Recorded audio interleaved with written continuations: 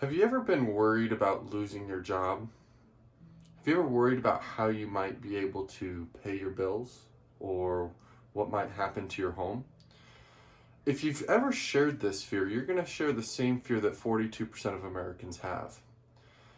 Over the last several years, we've seen a lot of layoffs happen. A lot. About 3 years ago, I shared this fear.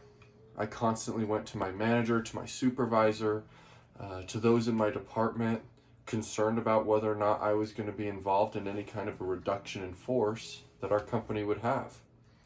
I had only been in my new position for about 6 months, and there was two of us doing the same job.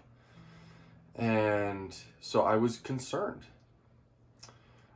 After many conversations with my manager, I was reassured that everything was okay, that I was going to keep my job. So my wife and I, we had been planning to buy a home, decided to put an offer down on a home. We closed on that home in July. 2 weeks later, I got the notification that I had just lost my job, and my fear had become a reality. I was angry, I was upset, and I had a really difficult time putting a lot of those feelings behind me. As I began searching for a new job, all the jobs that I could find were lower paying jobs that didn't compensate me the way that I was being compensated before.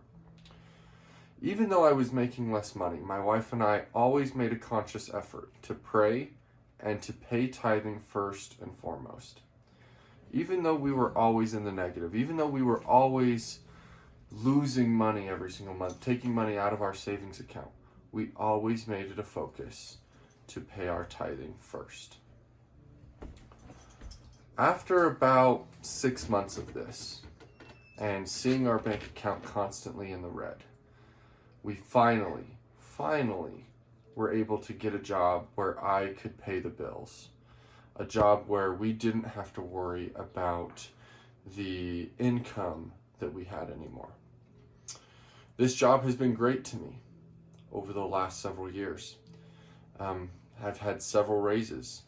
It's been a great opportunity for me and for my family. One thing that I took from this, and the lesson that my wife and I learned, is that if you pay your tithing, the Lord will always provide for you. It's not always in the time or in the moment that you would like it to be, or that you even feel like you need it to be. The Lord will do things in His own time. But with faith, with dedication, and the paying of our tithing, my wife and I were blessed. And I'm grateful that that's an opportunity that my wife and I have learned, and an opportunity that we will eventually be able to teach our children.